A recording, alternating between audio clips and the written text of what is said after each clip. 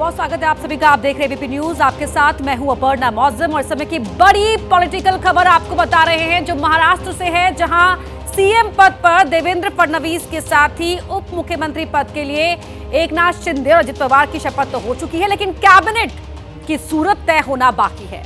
महाराष्ट्र में मंत्रिमंडल विस्तार को लेकर महायुति की आज बड़ी बैठक हो सकती है।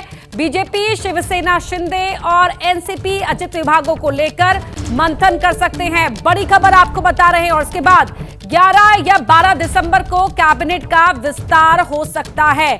तो मंत्रिमंडल में कौन होगा, कैसा स्ट्रक्चर रहेगा, इसको लेकर आज महायुति की बड़ी बैठक और फिर 11 या 12 दिसंबर को कैबिनेट का विस्तार हो सकता है। बड़ी खबर आपको बता रहे हैं, सभी की निगाहें लगी हुई हैं। किस तरह से फॉर्मूला निकाला जाता है और कैसे सामंजस्य बैठाया जाता है। तो मुख्यमंत्री और उप मुख्यमंत्री पद के लिए शपथ तो हो चुकी है, लेकिन कैबिनेट की सूरत को लेकर अभी आखिरी मोहर लगना बाकी है।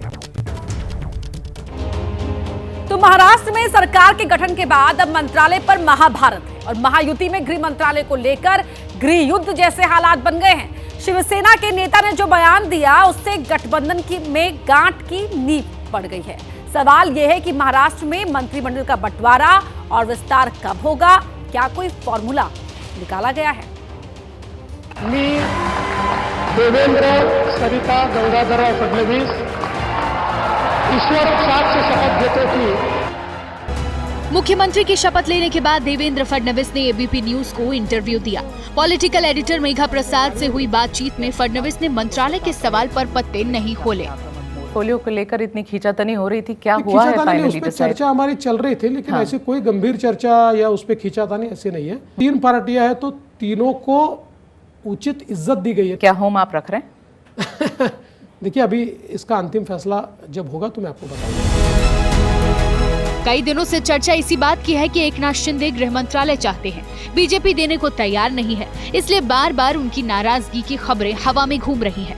अब तो खुलकर पार्टी के नेता गृह और राजस्व विभाग की मांग कर रहे हैं। अभी तो होम मांगा है, महसूल मांगा है, देखते हैं क्या होता है। तय करना तीनों नेताओं के हाथ में है। लेकिन इसी बातचीत के दौरान गुलाब राव पाटिल के एक बयान ने गठबंधन में गांठ की गुंजाइश पैदा कर दी है। गुलाब राव कहते हैं कि अजित पवार के गठबंधन में होने से शिवसेना को नुकसान हो गया। आधे पार्ट में अजित दादा नहीं आते थे तो कम से कम 100 सीटें तो हम लड़ते थे, या ये सब 100 से ज्यादा भी लड़ते थे, और 80-90 सीटें हमारी आती थी। इसलिए निश्चित तौर पर अजित दादा की पार्टी आने की वजह से हमारे हिस्से में उनका ही हिस्सा अलग से हो गया।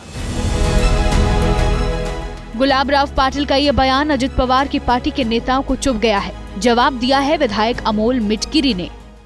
गुलाब राव जी को हमने पहले भी सलाह दिया था कि इतनी आप ये मत कीजिए, गड़बड़ मत कीजिए, गड़बड़ करने से पेट खराब हो जाता है। माननीय अजित दादा ने इस महाराष्ट्र को एक आर्थिक शिस्त दी है, जिसे हम कहते हैं डिसिप्लिन दिया है। गुलाब राव जी ही रहिए, गुलाब राव मत बनिए।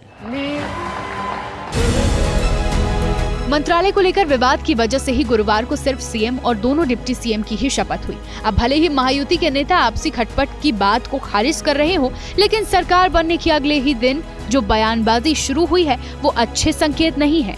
उन्होंने वो कल उस सेरेमनी में वो शामिल हो गए। उनके नेतृत्व में अच्छी तरह से मंत्री पदों का भी बंटवारा होगा। गृह और फिनांस हमें देना चाहिए। हमने उप मुख्यमंत्री की शपथ ली है और अजित पवार नहीं होते तो हमें और सीट्स मिलती, हम और जगह। ये यहाँ बात करना उचित नहीं है, लेकिन एकनाथ शिंदे साहब के नेतृत्व में हमारा पूरा विश्वास है। वो विश्वास के साथ सबको साथ में लेके आगे जाएंगे। असल में गृह मंत्रालय किसी भी सरकार का सबसे अहम विभाग होता है। अभी महायुति की सरकार में जब देवेंद्र फडणवीस डिप्टी सीएम थे तो गृह विभाग का जिम्मा उनके पास था। मुख्यमंत्री बनने के बाद भी देवेंद्र फडणवीस गृह विभाग को अपने पास रखना चाहते हैं, लेकिन एकनाथ शिंदे का मानना है कि सीएम की कुर्सी का त्याग किया है तो गृह मंत्रालय तो उन्हें मिलना ही चाहिए। वैसे जब तक मंत्रालय का बंटवारा नहीं होता तब तक खटपट की खबर बनती रहेगी, चलती रहेगी। वैसे सूत्र बताते हैं कि मंत्रियों की संख्या और मंत्रालय पर सहमति बनते ही मंत्रिमंडल विस्तार की तारीख आ जाएगी। तब तक बयानों और कयासों का दौर यूं ही चलता रहेगा।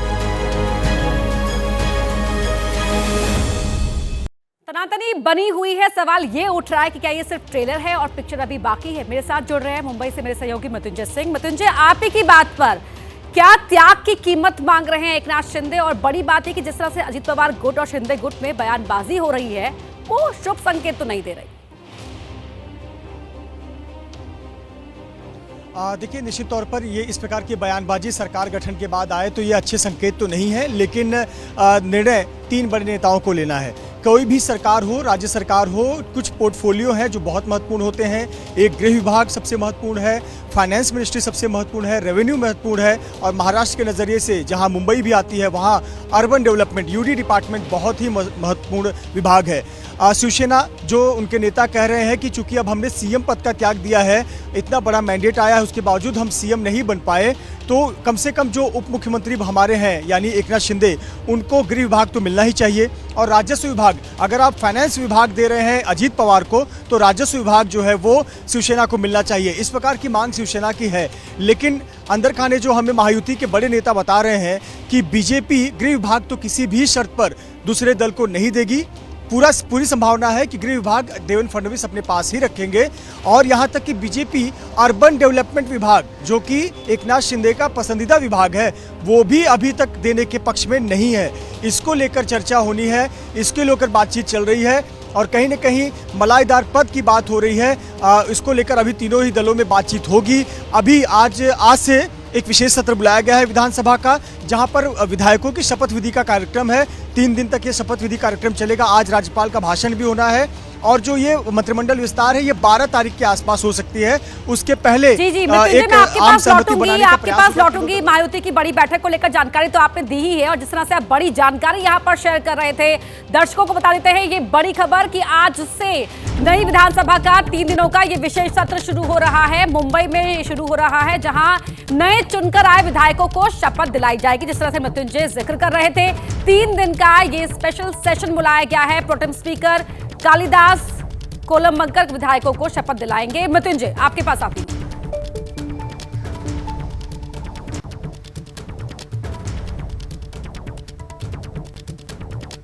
जी मृत्युंजय, अपनी बात पूरी कीजिए।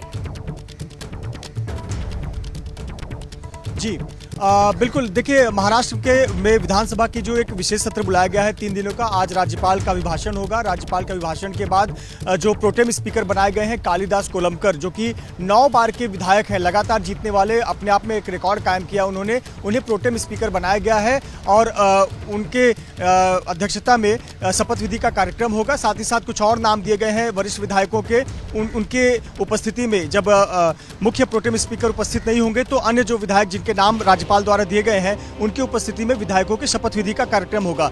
ये जो 3 दिन है ये पूरा सिर्फ शपथ विधि का ही कार्यक्रम होगा, और अंतिम दिन यानी 9 तारीख को जो विधानसभा के अध्यक्ष है उसका चयन किया जाना बाकी है, और फ्लोर टेस्ट होगा। जैसा कि बहुमत साबित करने की आवश्यकता नहीं है, लेकिन एक सदन में एक फ्लोर टेस्ट करना पड़ता है, जहां पर विधायक जो है वो एक ध्वनि मत से या फिर वोटिंग से कितनी बहुमत है उसे साबित करते हैं। तो देवेंद्र फडणवीस वो भी साबित करेंगे, और फिर 12 तारीख को संभावना है कि मंत्रिमंडल विस्तार हो सकता है। उसके पहले जो भी पेश फंसा हुआ है उसे सुलझाने का काम महायुति के तीनों बड़े नेता करेंगे।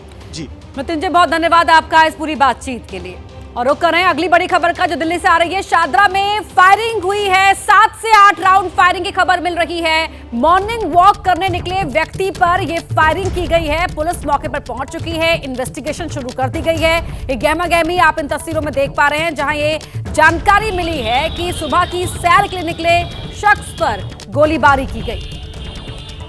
दिल्ली के शादरा से ये बड़ी खबर आपको बता रहे हैं, जहां 7 से 8 राउंड फायरिंग की गई है, और फिलहाल पुलिस मौके पर मौजूद है। आप तस्वीरों में भी देख सकते हैं पुलिस वालों को, और यहां पर पूरी जानकारी हासिल की जा रही है। कौन था जिस पर गोलीबारी की गई, किसने की? मनोज वर्मा हमारे सहयोगी फोन लाइन पर जुड़ रहे हैं। मनोज, क्या कुछ जानकारी मिल पाई है अब तक? जी बिल्कुल, देखिए, आपको बताना चाहूंगा कि सुबह सुबह जो है मॉर्निंग वॉक पर दिल्ली के विश्वास नगर इलाके में एक शख्स निकला हुआ था। तो जो जानकारी मिल रही है उसके मुताबिक उस शख्स के ऊपर गोली चला दी गई है, और पुलिस की जो टीम है वो अभी मौके पर है। जो जानकारी मिल रही है कि बदमाश वहां पर पहुंचे थे, और 7 से 8 राउंड गोलियां जो है जी। तो 7 से 8 राउंड फायरिंग की गई है। मॉर्निंग वॉक पर निकले शख्स पर ये मनोज वर्मा जानकारी दे रहे थे, बता रहे थे कि किस तरह से पुलिस मौके पर पहुंची हुई है और फिलहाल हर जानकारी इकट्ठा की जा रही है। दिल्ली के शादरा से बड़ी खबर आपको बता रहे हैं, जहां 7 से 8 राउंड फायरिंग की गई है। दिल्ली में लॉ एंड ऑर्डर को लेकर पहले ही सियासत काफी चरम पर है और अब दिल्ली के शादरा से ये फायरिंग की खबर, जहां एक शख्स पर 7 से 8 राउंड गोली चलाई गई है। मनोज, शुक्रिया आपका इस पूरी बातचीत के लिए। और बढ़ते आगे, रुक करें एक और बड़ी खबर का। अजित पवार को राहत मिली है। जी हां, महाराष्ट्र के डिप्टी सीएम अजित पवार को ये बड़ी राहत मिली, जहां उनकी संपत्तियां इनकम टैक्स से मुक्त कर दी गई हैं। दिल्ली की बेनामी ट्रिब्यूनल ने यह आदेश दिया है। सीज की गई संपत्ति को अब रिलीज कर दिया गया है। यह अक्टूबर 2021 का मामला है, जहां अजित पवार, बेटे पार्थ पवार और पत्नी सुनेत्रा पवार की संपत्ति इनकम टैक्स ने सीज कर ली थी और अब बड़ी राहत मिली है, जहां अजित पवार की ये सीज की गई संपत्तियों को रिलीज कर दिया गया है। दिल्ली की बेनामी ट्रिब्यूनल ने ये आदेश दिया है। अक्टूबर 2021 का मामला, जहां अजित पवार की ये संपत्तियां सीज कर दी गई थी और अब ये बड़ी राहत मिली है। तो महाराष्ट्र के डिप्टी सीएम अजित पवार की सीज की गई संपत्तियों को रिलीज कर दिया गया है। ये संपत्तियां उनके बेटे के, उनकी बीवी के नाम पर थी और अक्टूबर 2021 का मामला है। उस वक्त भी उप मुख्यमंत्री थे अजित पवार और अब दिल्ली की बेनामी ट्रिब्यूनल ने यह आदेश दिया है। और हमारे साथ जुड़ रहे हैं वैभव परब, हमारे सहयोगी। वैभव, ये बड़ी राहत मिली है ऐसे मौके पर।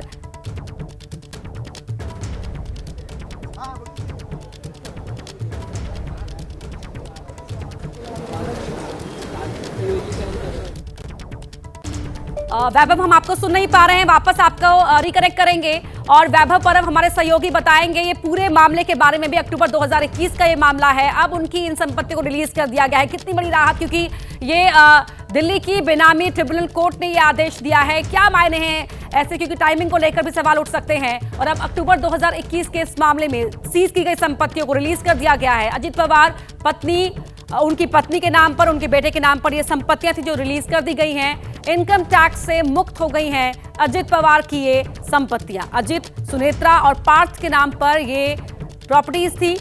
सीज की गई संपत्तियों को रिलीज कर दिया गया है। आयकर विभाग ने 2021 में इन संपत्तियों को जब्त किया था।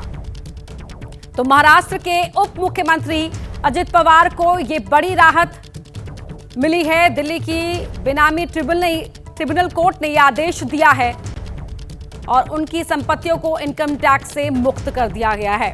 ये संपत्तियां 2021 अक्टूबर में सीज कर ली गई थी। सीज की गई संपत्तियां अजित पवार के नाम पर, उनके बेटे के नाम पर और उनकी पत्नी के नाम पर थी। तो बड़ी जानकारी, दिल्ली के बेनामी ट्रिब्यूनल कोर्ट ने यह आदेश दिया है और महाराष्ट्र के उप मुख्यमंत्री अजित पवार को ये बड़ी राहत मिली है। देवेंद्र फडणवीस सरकार में उप मुख्यमंत्री हैं अजित पवार और ये मामला अक्टूबर 2021 का है।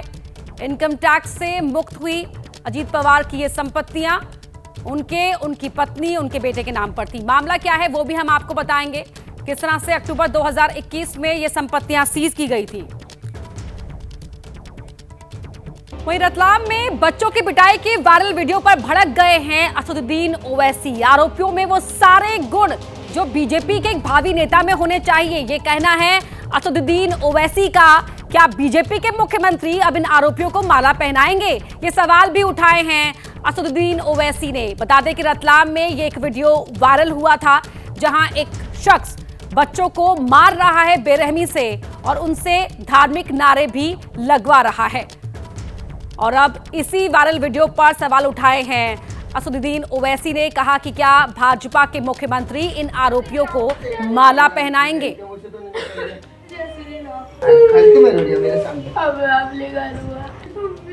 क्या बोला अल्लाह अल्लाह अल्लाह अल्लाह बोल।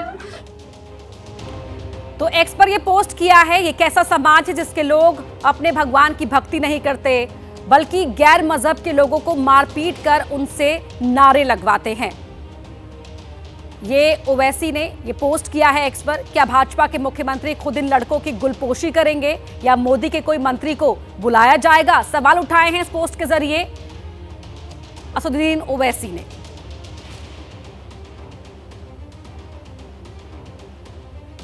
अंबुज पांडे हमारे सहयोगी इसी खबर पर हमारे साथ लाइव जुड़ रहे हैं।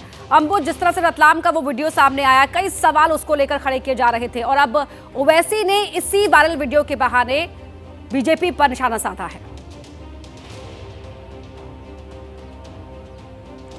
जी बिल्कुल, जिस तरीके से रतलाम का वो वायरल वीडियो सामने आया जिसमें एक युवक धार्मिक नारे ज़बरदस्ती लगवा रहा है और मारने वाला युवक भी उसमें नाबालिग है और जिन बच्चों की पिटाई हो रही है वो भी नाबालिग हैं। और इसको लेकर के जिस तरीके से असदुद्दीन ओवैसी ने आज ट्वीट किया और उसमें कहीं ना कहीं पूरी भाजपा की सोच को मुख्यमंत्री और इनके मंत्रियों के बारे में लिखा कि क्या, क्योंकि कहीं ना कहीं असदुद्दीन ओवैसी ये बताने की कोशिश कर रहे थे कि पिछले दिनों हमने देखा कि जब एक बार लिंचिंग की घटना के बाद एक आरोपी बाहर आया और उसको माला पहनाया गया था, उसी से जोड़ करके इस घटना को वो देख रहे थे कि ये जो इस तरीके की सोच वाले लोग हैं कि कहीं ये भाजपा उन जैसे लोगों को पोषित करती है। तो कहीं ना कहीं एक नई राजनीति को जन्म देने की कोशिश हो रही है। इसमें ये कहा गया है पूरी घटना पर बीजेपी ने अभी तक कोई बात नहीं की है। कल भी हमने बात कोई रिएक्शन नहीं आया है, लेकिन ओवैसी को बहाना मिल गया है बीजेपी पर निशाना साधने का। बहुत धन्यवाद अंबुज पांडे आपका इस पूरी बातचीत के लिए। तो वहीं इस बीच रतलाम पुलिस का दावा है कि आरोपियों की सरगर्मी से तलाश की जा रही है और जल्द ही वो सलाखों के पीछे होंगे। एक वीडियो वायरल हुआ था जिस तारतम्य में एक समुदाय द्वारा उपस्थित हुआ था। उनका कहना था कि ये वीडियो वायरल हुआ है जिसमें एक व्यक्ति 3 बच्चों के साथ मारपीट कर रहा है, जिस तारतम्य में थाना माणिक चौक में संबंधित धाराओं के तहत जो है प्रकरण पंजीबद्ध किया है। आरोपियों की सरगर्मी से तलाश की जा रही है। पुलिस शीघ्र उनको अरेस्ट कर लेगी।